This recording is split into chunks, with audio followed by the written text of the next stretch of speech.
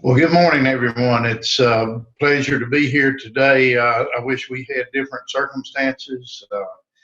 We're really appreciative of Congressman Austin Scott joining us today. I think we have Sanford Bishop, who also will be there. Between the two of them, they represent a third of the U.S. peanut crop. So peanuts is big business.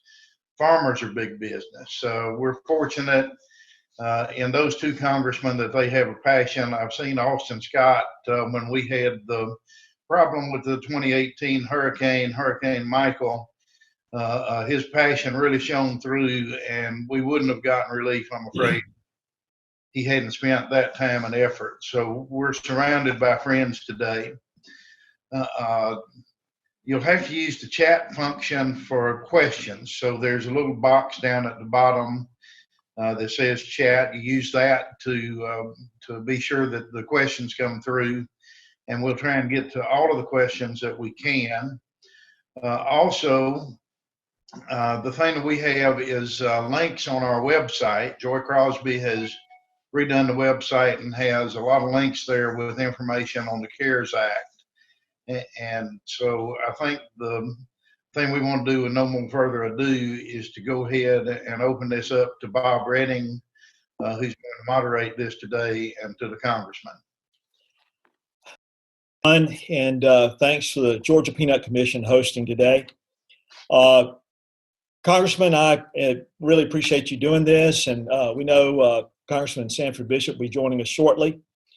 But you've had some time now in the district since the CARES Act vote. What are you hearing from farmers and agribusinessmen in the district? Texting and on the phone with bankers repeatedly. The application, the SBA changed the application last night. So I know that one of my regional banks is having to redo 3,000 applications. I have gotten text from multiple constituents about the fact that they have spent so much time preparing the applications, and then as SBA changed it last night, now they've got to go redo it again. But there are significant questions that remain out there about whether or not farmers can actually apply for and get the relief from the Paycheck Protection Act. Here's the best advice I can give you. You need to be talking with your lender, and you need to look at the SBA application. And if you can answer those questions honestly, then you need to put the application in. Now, when I say put it in, I don't mean you need to put it in tomorrow. If you follow the SBA's numbers, I mean you need to put it in today. If all the SBA's numbers, there's 30 million small businesses that they think may be eligible for the Paycheck Protection Relief. There's $350 billion in the program. If you do that math, that is $11,600. If it got distributed equally among small businesses, it would be eligible to be $11,600. There are businesses out there that are applying for and may very well receive $1 million. This money is not going to be around tomorrow. So you need to be talking with your lender today. I've had calls on whether or not farmers are going to be eligible. My advice to you is read the application. If you can check yes to the boxes, then I would put in for the loan. Congressman, when last week, when the House and Senate were negotiating the pieces to the CARES Act, what, from your perspective, was the strategy? What was the goal of the bill, or should be of the bill? So the goal of the bill is to keep people tied to their employer and getting a paycheck from their employer instead of going on to the unemployment system. I had a lot to say, probably too much to say, according to the Republican leadership, about the fact that when you raise unemployment to a minimum of $600 a week, a farm labor runs somewhere between $12 and $15 an hour in most cases. And so at $12 an hour, that's a 50-hour week on the farm to break even with the minimum unemployment check. Now, I just don't see how we're going to, I don't know what the right word is, but get people to go spend 50 hours a week working as hard as I remember the work on the farm, rewarding the hard work for the same pay that they're going to get if they don't work. And so I've had a lot to say about it. I think that it has the potential to cause significant problems for us with regard to our labor pool, the unemployment aspect of it. But the goal was to keep people tied to their current employers. And as you know, we're seasonal employers in agriculture in most cases. And I have very serious reservations about the end impact of the bill. Congressman, in addition, there were significant money. Thank you. Hey, Congressman, how are you doing? Congressman Sanford Bishop. Good morning. Good morning. I've been on the call. I just was muted, so I couldn't get in. Well, you are unmuted now, so welcome. And we were just getting started here. And if you would, why don't you tell us what you've been hearing from farmers and agribusinesses in the district since the vote last Friday?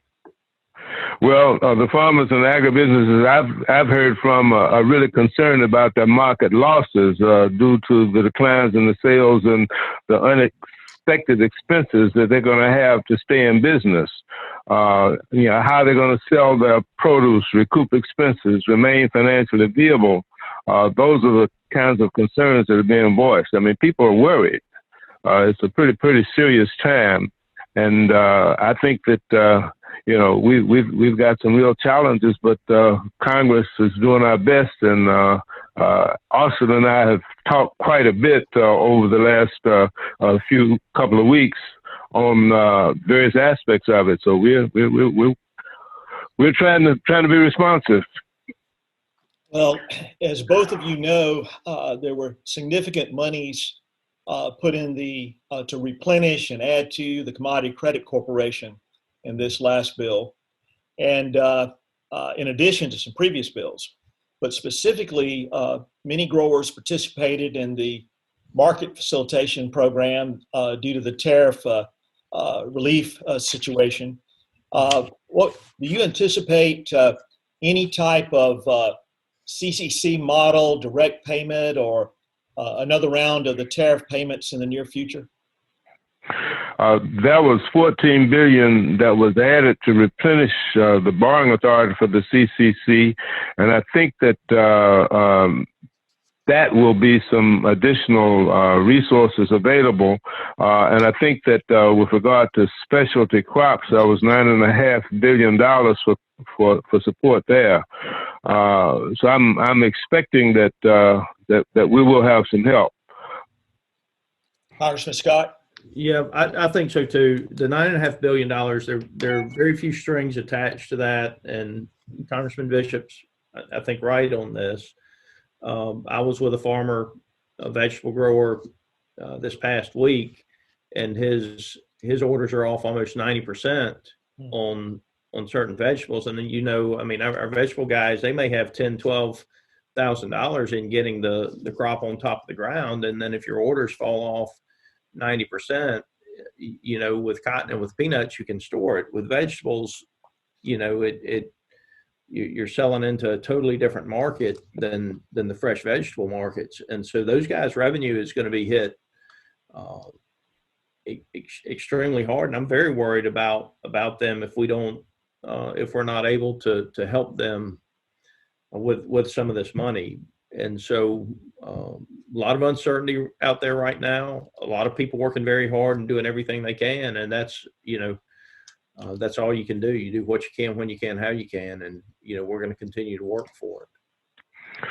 I co-sponsored a letter with several members of our subcommittee asking Secretary Perdue to allocate the CARE Act funding to the relief and recovery for the special crop industry for local food producers and for livestock producers. And we urge the Secretary to implement a plan to include fresh produce purchases in federal programs to provide direct payments to special crop producers that were impacted by lost sales due to the COVID-19 emergency, and to provide assistance and flexibilities under the Perishable Agricultural Commodities Act.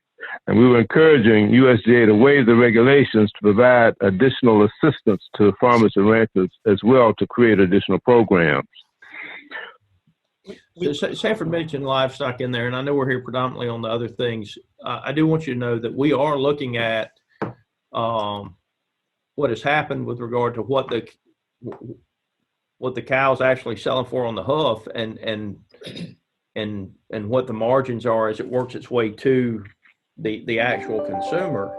And there's very serious concerns about some of the conduct of the packers in that area. Now, what happens with that, I don't know, but there certainly appears to be market manipulation. We saw a significant increase in nutrition programs in the most recent coronavirus relief bill. But we also saw increases in the previous initiatives on the same. Peanut butter is a nutritious staple for U.S. households. We've seen it in the purchases and in all the grocery stores and the warehouse food supply areas.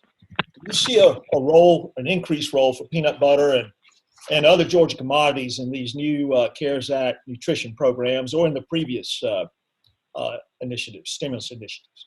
Peanut butter certainly continues to be and always will be an acceptable food item on all of USDA's nutrition program lists, and I expect that peanut butter and peanuts will continue to be a staple in households everywhere in the country.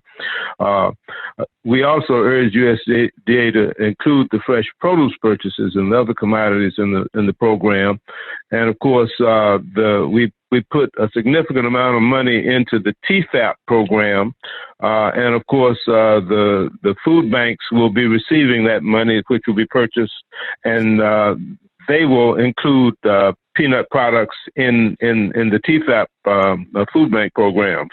So I suspect that we can expect peanuts to continue to play the role that it has always played, particularly at this time of crisis. Congressman, I agree with that. Oh, go ahead. I was just going to say I agree with that. I think you'll see peanuts given the same as much preferential treatment as any other product. For example, dairy may be given, and then I think as far as USAID type programs go, companies like Manna and other things, as you know, use peanuts by choice because of the amount of protein in them and the amount of nutrition that you get, and the storage capabilities of the product. And so I think peanuts will continue to do well in those areas. Congressman Bishop, this question came on early, and Congressman Scott gave us his views. Our listeners are very interested in the Paycheck Protection Program as well as some of the other SBA programs. During the debate in the House and Senate, what was your view of the strategy and importance of the Paycheck Protection Program? What did you want it to do? And just tell us a little bit about how it's formulated, because there's a lot of interest in our lenders as well as our farmers and agribusiness people. Yeah, the strategy behind the Paycheck Protection Program and similar programs that are offered by SBA through the CARES Act is to help small businesses cover near-term operating expenses during the COVID-19 crisis, and to provide a strong incentive for employers to retain their employees. The SBA CARES Act programs were designed to limit the impacts on the affected businesses so they can maintain their economic viability, in communities that are ag communities like we have in rural Georgia. The difficulty is if you got to lay somebody off, it means that the business is going to suffer. And when you get ready to bring them back, that those employees will not be able to maintain an income, and the employer will not be in a position to hire them back. So the money was put there so that we could try to hold in place temporarily, hopefully until the crisis has blown over and people can go back and resume the normal activities and try to help the economy recover, the businesses recover. So that's what it's about. It's about paying, keeping people whole to the extent that they can, so that the business will not entirely collapse for lack of employees or for the lack of the ability to resume once the crisis has abated. With the recent discussion in Washington about a fourth, or speculation, coronavirus relief bill, do you anticipate, either of you, this will become a reality? And if so, what do you think will be the focus of a fourth coronavirus relief or stimulus bill? Well, I can say that our leadership on the Democratic side has been having conference calls almost every day, 2 and 3 times a day, because everybody recognizes that the first 3 bills that we passed will not cover everything, and there will be some things that, because we were moving in such haste, may not have been covered. And so, in order to going forward, we want to pick up and cover those aspects that were missed, and we also want to look forward for infrastructure building and to basically strengthen the economy. And there are a lot of things that can be done to strengthen the economy. And also, you can talk, and I've got a list of some things that I will come back after Austin responds and see if I can share some of those things with you. Yeah. So I think what I would tell you is, if there is a fourth relief bill, I do not expect it to happen fast. There are 535 members of Congress. There are at least 5 that have tested positive for the coronavirus. There are several others that have been on quarantine because they've been exposed to it. So the question, one of the questions is, at what point are you able to bring 535 people back into working close proximity and actually get something done? I think this last bill was unique in the way it was passed, and I don't think that it's possible to pass another bill with simply the Senate effectively drafting the bill and the House, including myself, voting yes by voice on the bill. So I would tell you, if there is a fourth relief bill, I think a couple of the areas that are going to have to be looked at, we will, number one, we'll have a better, from a timing standpoint, I think it would be more than 30 days from now before another bill passed.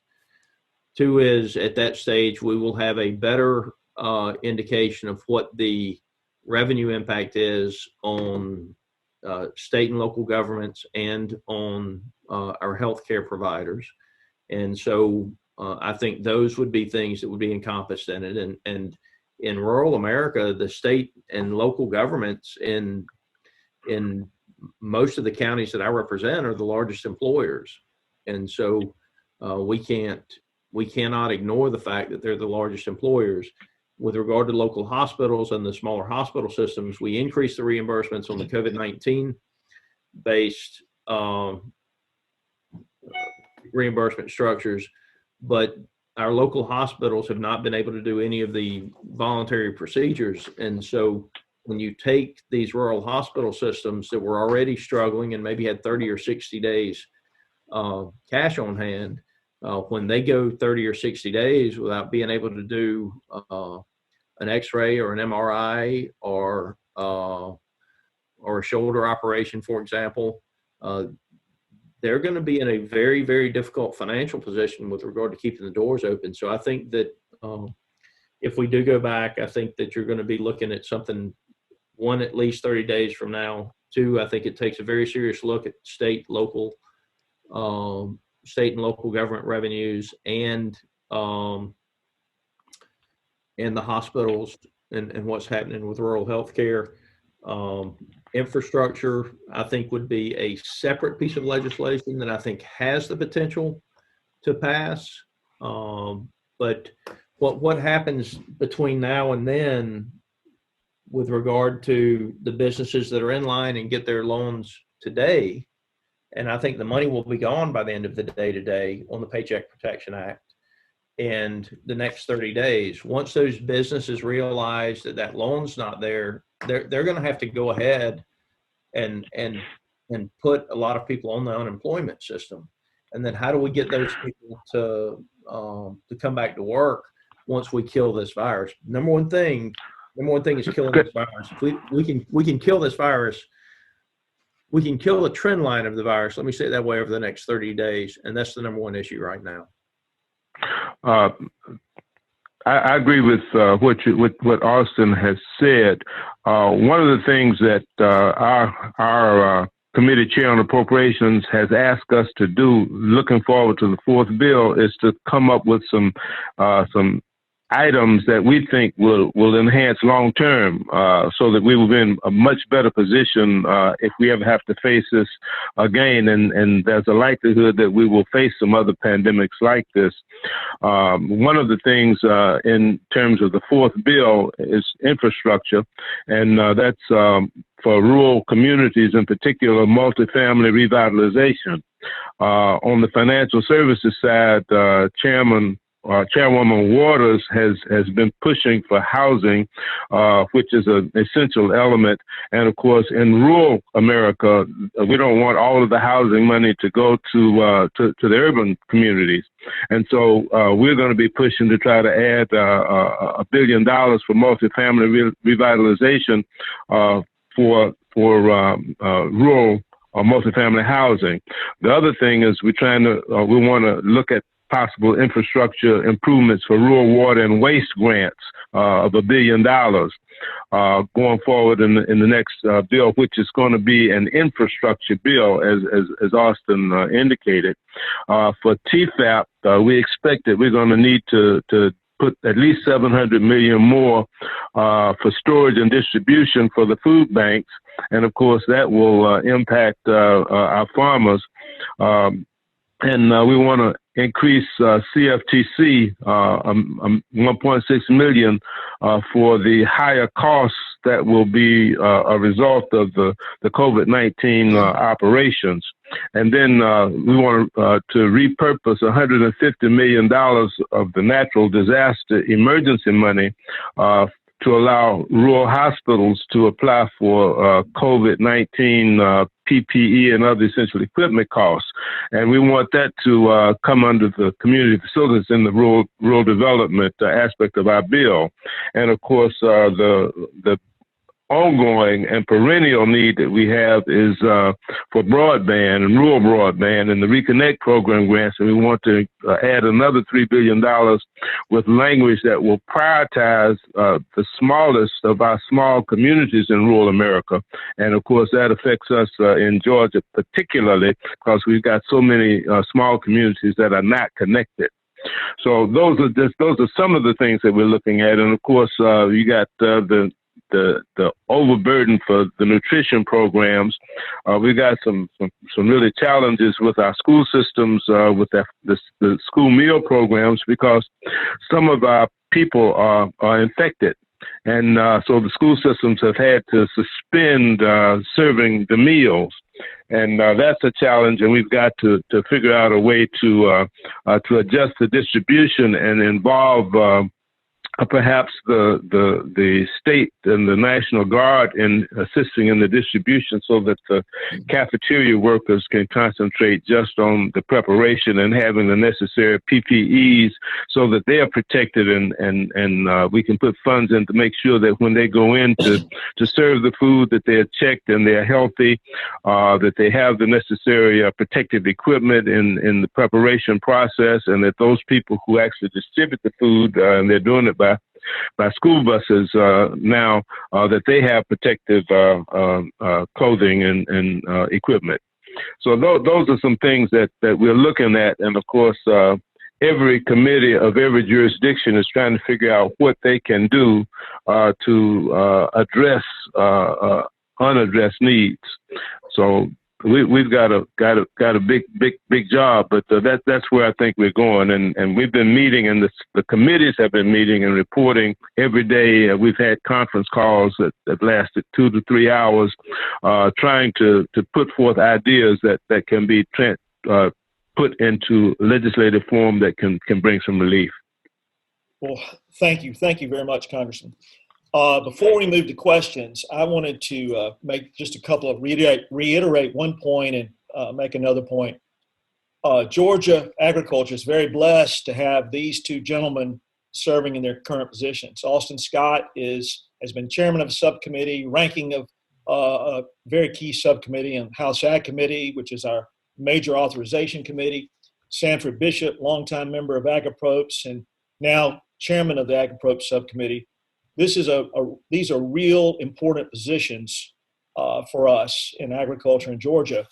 And more specifically, what Don had said earlier on disaster, the fact that these two work as a team to deliver for Georgia agriculture is key for us, and all on this call are beneficiaries of that. And that was seen most prominently in the Hurricane Michael aftermath, with not only making sure the programs would work, but making sure the money was there to do at least many of the things that we wanted to see done. I know Congressman Scott has a meeting coming up, so we'll give you a pass at any point that you need to go, and would like to move quickly to questions if that works for you. That's fine. Okay. We've got a number of questions that are coming in. And several of the food banks in the Atlanta area and in South Georgia are asking, with these new nutrition programs and funding at USDA, what do the food banks need to do as far as moving forward with handling all the additional volume that's coming in as far as demand? Any recommendations there? Yes, sir. Stay in touch with the agencies. If you're not getting the answers that you need from the agencies, reach out to our office or to Congressman Bishop's office, and we'll try to get you the answers. I know that one of the things we went down and spent a couple of hours with Second Harvest. I mean, one of the issues for them was simply getting the waiver where they can hand the boxes out without having people having to sign for it. It took them a little longer to get that waiver than we thought it should have, but they did get the waiver. And so I think you'll find all of us, including the governor's office, working together to make sure that whatever waivers you need, that we're able to get the waivers to you. I agree with Austin 100% on that.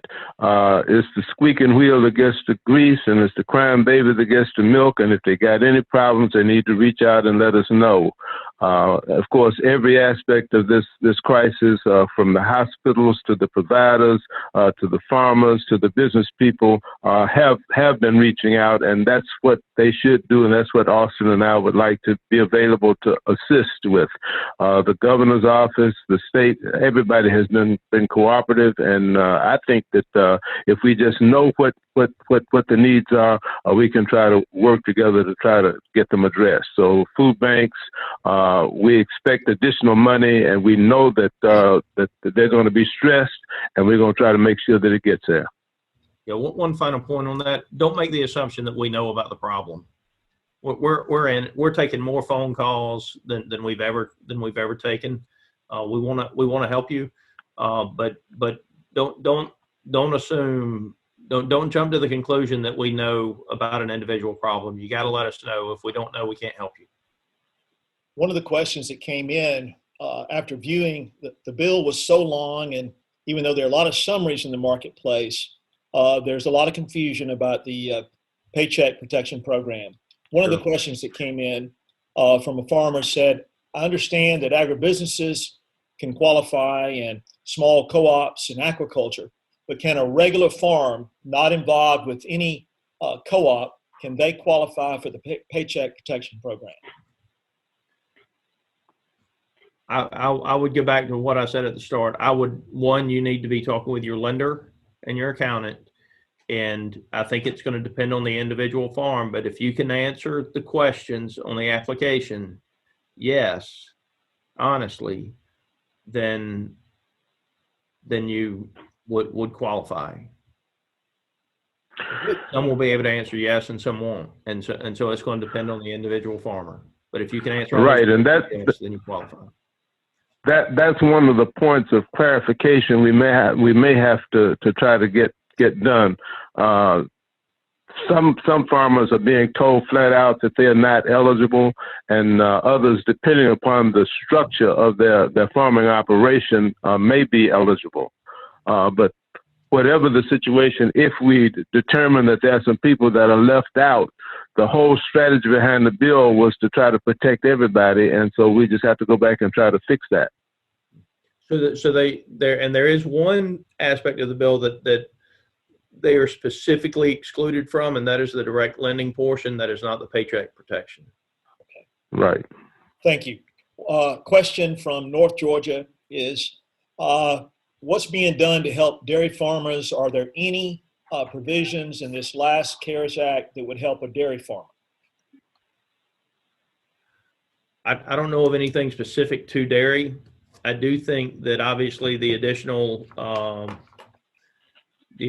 nutritional payments and other things will mean that people will be buying more milk, more cheese, and things along those lines. But I do not think that I don't think any commodity group was singled out. There was a lot of flexibility in the underlying legislation for the Secretary of Treasury and the Small Business Administration administrator. There's some confusion about gross sales or gross revenue caps for participation. If there are hiccups or errors in the bill, do you anticipate the administration will work with Congress to try and correct these? These programs have moved so quickly, which is a good thing, but there are bound to be some errors in it.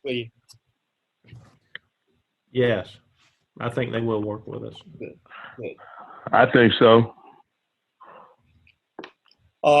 This is a time when I think everybody has really come together.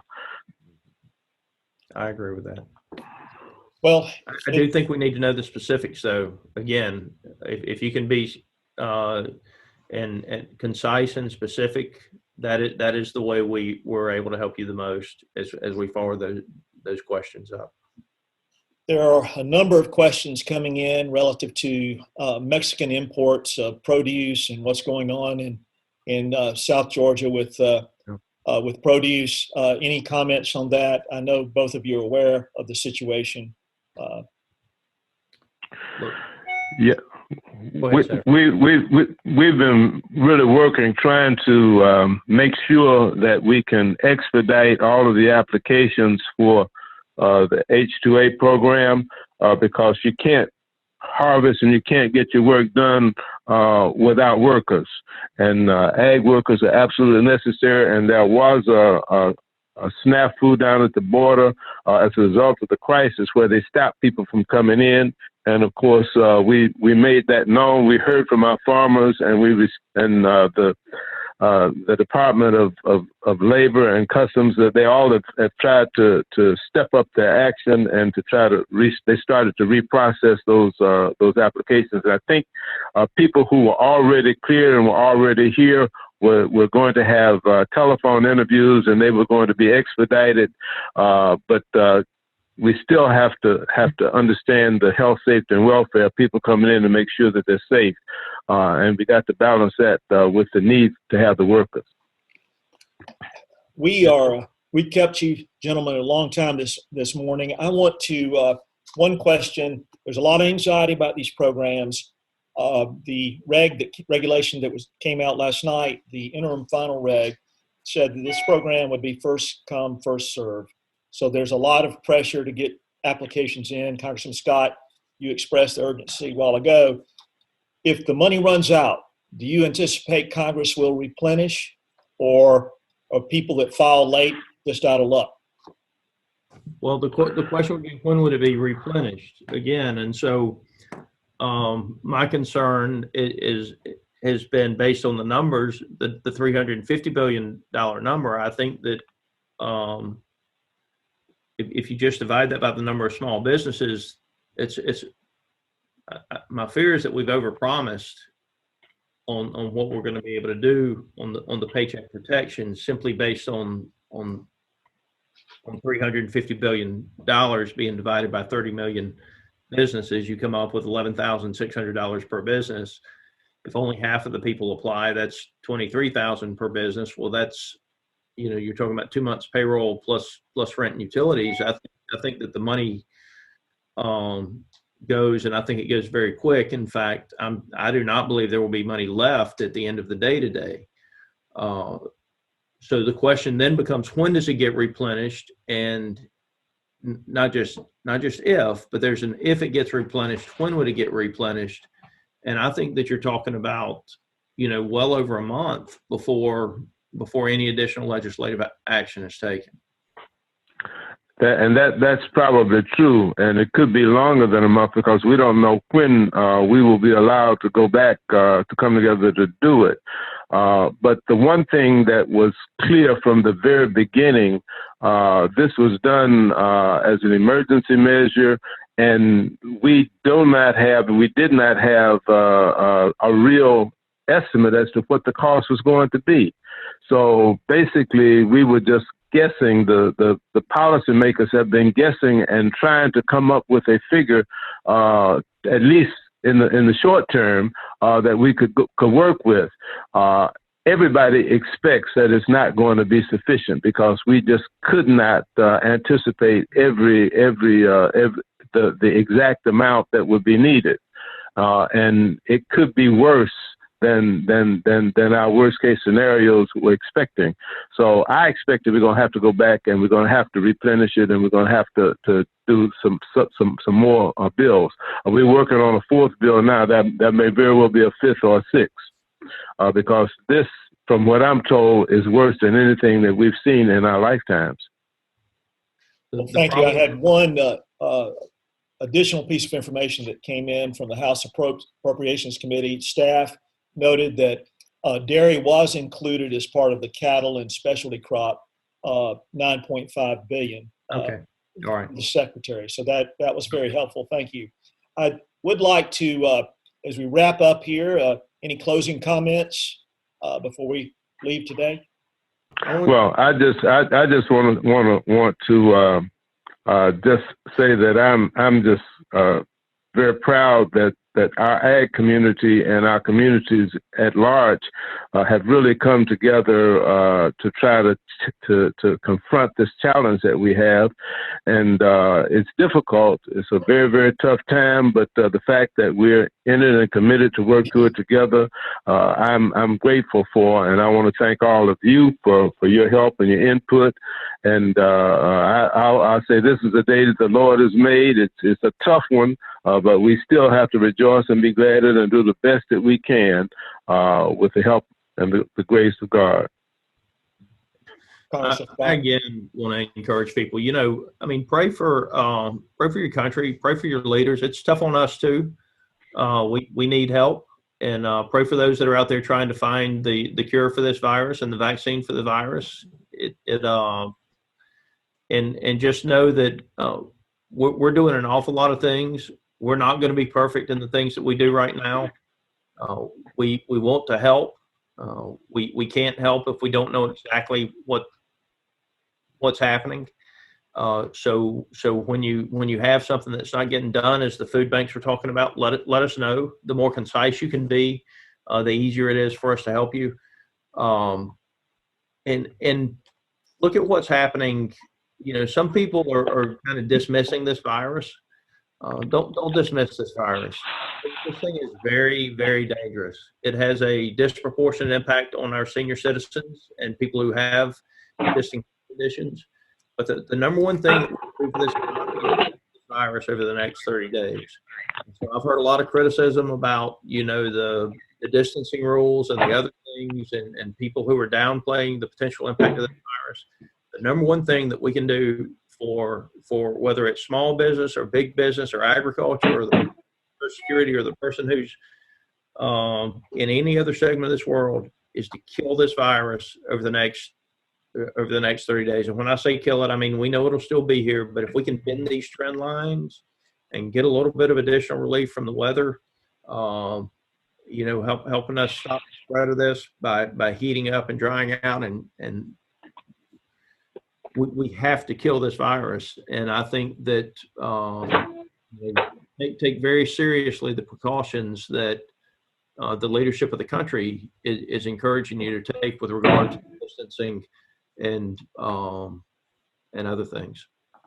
Well, all on this call know that agriculture is a tough business, but ag policy is a tough business too. And we really appreciate you both staying on the House Ag Committee, on the House Ag Approach Subcommittee. It is to all of our advantage. We're very blessed to have both of you in these offices. Thank you so much for being with us today.